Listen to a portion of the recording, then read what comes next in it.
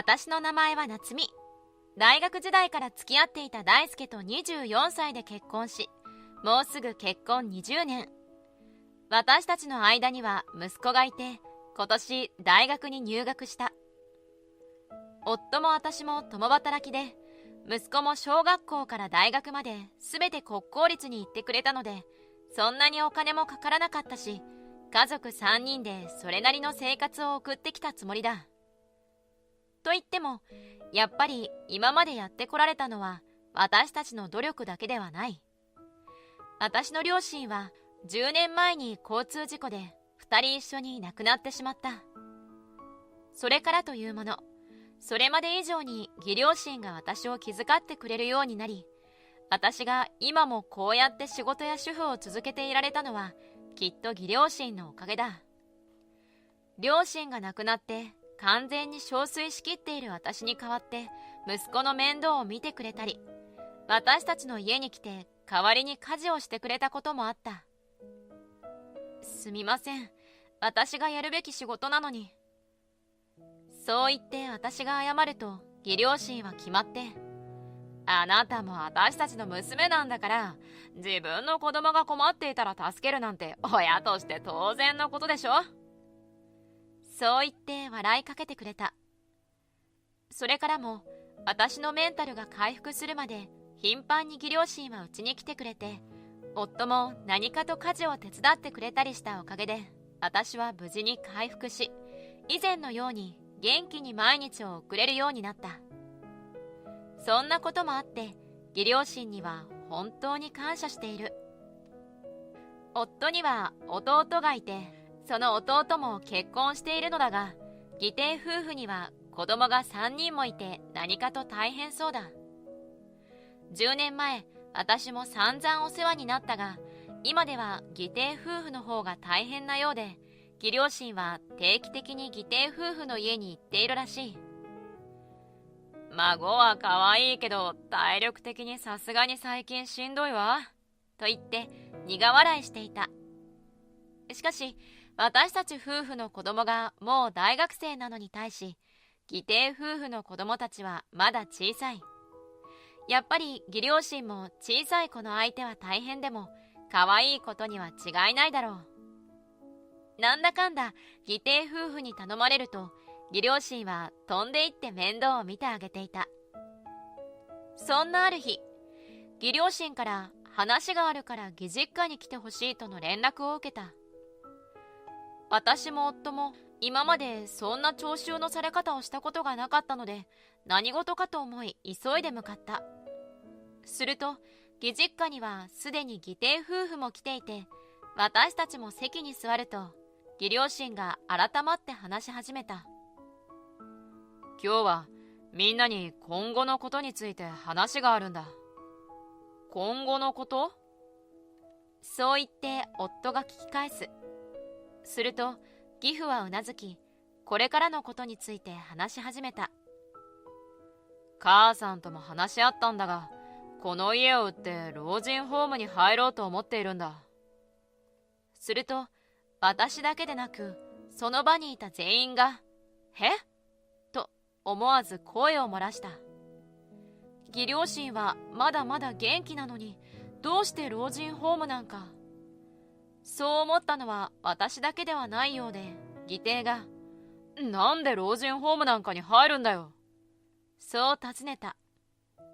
それに対し義両親は困ったように笑って、最近足腰も弱ってきて物忘れも多いんだよ。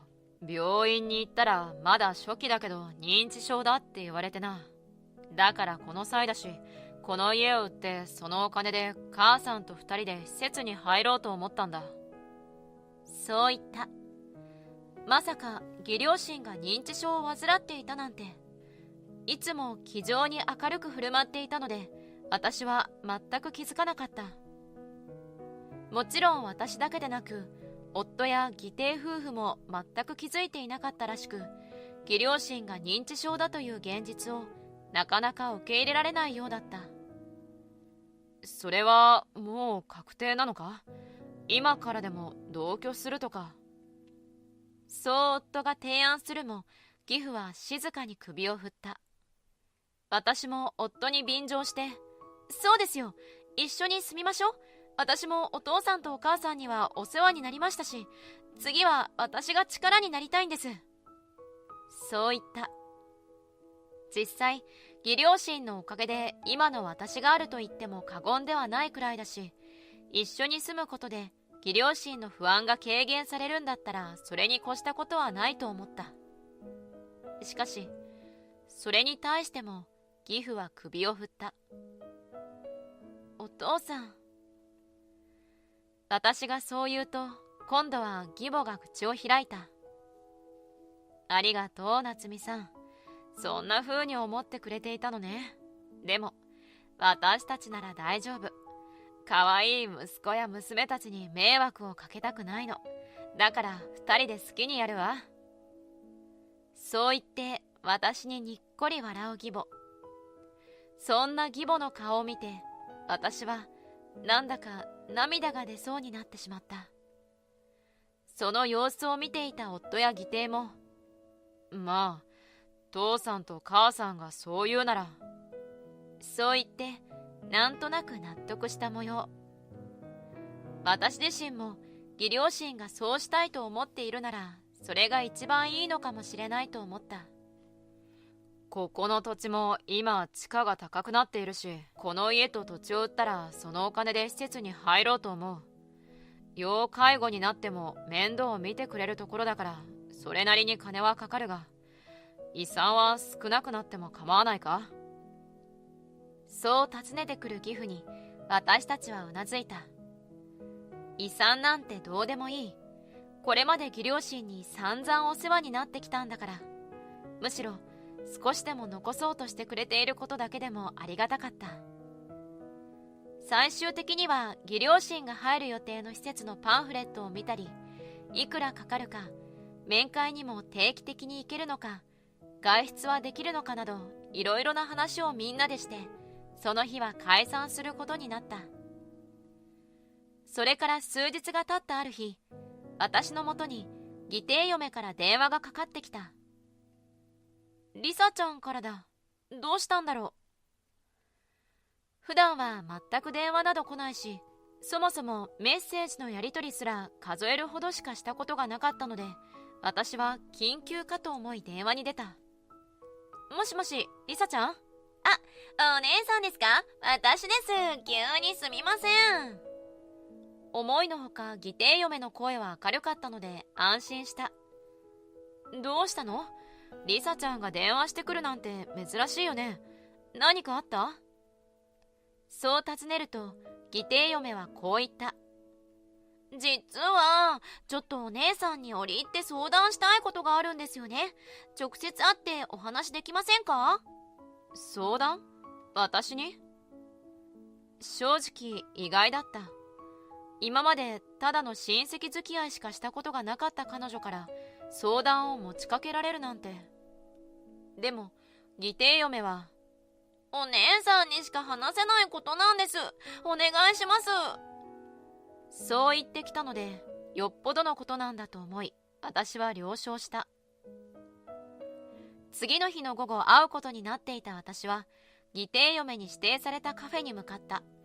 私が到着して10分ほどして義弟嫁がやってきた。それで相談って？私がそう尋ねると、義弟嫁はにっこり笑って、お姉さん、私たちで結託してがっぷりいただいちゃいましょう。そう言ってきた。いきなりわけのわからないことを言われ、私は頭が真っ白になってしまう。結託って何の話？私がそう尋ねると、義弟嫁は鼻高々に話し始めた。この間、お父さんたちのところに行った時、話聞いたじゃないですか。あれ、理不尽だと思いません？理不尽？何が？だってあの実家、売ったら相当の額になりますよ。土地も広いし、家も大きいし、それにあの辺地価が上がってるってお父さん言ってたじゃないですか。それなのに私たちがもらえる遺産は少なくなるって、普通に納得できませんよね。そう言って義弟嫁は私に詰め寄り同意を求めてきた。私はそんなことをみじんも考えていなかったので、でもあそこはお父さんとお母さんの家だし、どうするかは2人が決めることじゃない？そう言った。すると義弟嫁は顔を真っ赤にして怒り始め、何言ってるんですか？もらえるものはもらわなきゃ損ですよ。そう言い始めた。そんな義弟嫁の気迫に圧倒され、私が唖然としていると、義弟嫁はそんな私の様子を見て続けた。いいですか、お姉さん。義父母から孫への教育資金として1500万円までだったら非課税っていう決まりがあるんです。つまり私たちはお互いに最低でも1500万ずつもらえるんですよ。そう言ってニコニコと笑う義弟嫁。それに対し私は、それはなんとなく聞いたことあるけど、うちの子はもう大学生だし、今からそんなにお金は必要ないかな。それにお父さんとお母さんは定期的に子供たちに行ってお小遣いもくれてたでしょ。それで十分っていうか。そう言った。しかし義弟嫁はそんなことには納得できないようで、何甘えたこと言ってるんですか？お姉さんのところはよくてもうちは3人子供がいるんです。4500万円もらえなくなるんですよ。そう言ってきた。あまりにお金に必死な義弟嫁を目の前に、私はなんだかバカバカしくなってきてしまった。義弟嫁だって今まで散々義両親にお世話になってきたのに、こんな時までお金の話なんて。そう思った私はこれ以上話していても時間の無駄だと思い、ごめんねリサちゃん、悪いけど私はお父さんとお母さんに散々お世話になってきたし、これ以上お金を要求するつもりはないから、どうしても欲しいならリサちゃんが自分で交渉して。そう言って席を立ちカフェを出た。それからも義弟嫁から何度も着信やメッセージが入っていたが、私は全て無視してしまった。それから数日後、家の片付けを手伝ってほしいということで再び義実家に呼ばれた私たち。義実家に到着して、さあみんなで手分けして作業を始めようとしたその時だった。ちょっといいですか？そう言って口を開いたのは義弟嫁だった。どうしたのリサさん。そう優しく尋ねる義母に対し、義弟嫁は言った。この間の件ですけど、納得いきません。うちは子供が3人いるので、教育資金として4500万非課税でもらえる立場なんです。施設に入りたいというならお母さんたちの自由ですけど、せめて払ってからにしてもらえますか？これを聞いた義両親は口を開け固まってしまった。もちろん私と夫も。唯一口を開いたのは義弟だった。おいリサ、何言ってんだよお前。父さんと母さんが決めたことなのに変なこと言うなよ。しかし義弟嫁も一切引かず、勝手に家を売って私たちの取り分が少なくなるなんておかしいじゃない。あなたの実家がすごい大きくて土地も広かったから結婚したっていうのもあるのに。そう怒鳴り始めた。するとそれを聞いていた義父が静かに立ち上がり、二人ともいい加減にしなさい。そう言った。今までに感じたことのない義父の雰囲気に思わず私も息を飲んでしまうほど。すると義父が口を開いた。リサさんたちの方だけに資金援助するのは不公平になってしまうし、そもそも4500万円も譲ったら私と母さんの入居費用が払えなくなってしまう。だから悪いけどそれはできない。するとそれに次いで義母も、ごめんなさいね。でも私たちなりに今まで精一杯援助してきたつもりなの。今後あなたたちに介護などの負担をかけないためにもこの選択をしたのよ。そう言った。すると義弟嫁はまだ何か言いたそうだったが、最終的には、もういいです。そう言って出て行き、そのまま実家に帰ってしまったらしい。義弟に追いかけなくていいのかと夫が尋ねたところ、あんなに金にしか目がない人だとは思ってなかった。そう言って愛想を尽かしていたんだとか。結局、義弟嫁は自分の実家に帰って自分の両親に今回の件を話したそうだが、そんなこと簡単にできるわけないでしょ。非常識なことばっかり言うんじゃない、この恥さらし。と、こっぴどく叱られてしまったそう。結局義弟嫁は自分の実家からも追い出され、義弟の元に戻ってきた。それから数日後には自分の発言を反省したのか、義実家に出向いて、非常識なことを言ってすみませんでした。そう言って義両親に頭を下げたと聞いた。義両親はとてもいい人なので、義弟嫁を責めたりといったことはせず、これからも息子と仲良くね。できる限りの援助はこれからもしていくつもりだから。そう言ったらしい。ちょっと優しすぎると思ったけど、それがこの義両親なのだ。それから日を改めて、私たちはまた義実家の家の片付けをし、家を売る手続きをしてからスムーズに売却が完了した。それなりの値段で売れたことで、施設の入居費用を払った残りのお金を夫と義弟で当分してほしいと言われた。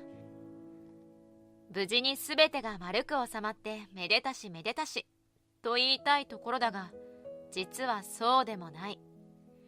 義両親が施設に入居してから1週間が経った頃、義弟嫁から再び話があると言われ会ったことがあった。その時、義弟嫁は私に対し、お姉さんのせいであの4500万を取り損ねました。私は今でも恨んでいます。そう言ってきたのだ。正直、そんなこと言われると思っていなかったので、私はその場で固まってしまった。最終的に義弟嫁は、お姉さんも私に協力しなかったこと、後で絶対後悔しますからね。後で私に文句言ってこられても困りますから。そう言い捨てカフェから出て行った。これは夫や義弟は知らず私に限った話なのだが、未だにちょっともやついている。夫にこのことを話したところ、まだそんなことを言っていたのか。気にしなくていいよ。そう言われたので、言われた通り私は義弟嫁との距離を置いている。義実家が亡くなったことで前よりみんなで集まる機会も減ったし、会うとしても義両親を交えたなので、そういう場では義弟嫁も私にお金の話はしてこない。一番大変なのは義弟かもしれないと思いつつ、このことは話していないが、もし次また義弟嫁が非常識な行動をしたら、その時は義弟にも暴露してやろう、そう思っている。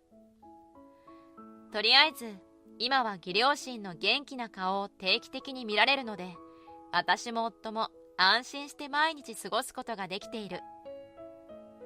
義弟嫁には未だにちょっと引いているが、もう義両親も施設に入ったことだし、今後何か問題が起こることはないだろう。夫もなるべく義弟夫婦とは個人的な関わりを持たないようにしようと言ってくれているし、私は義両親が幸せならそれで十分だ。これからもできる限り義両親に会いに行って、今までお世話になった分を恩返しできたらいいなと思っている。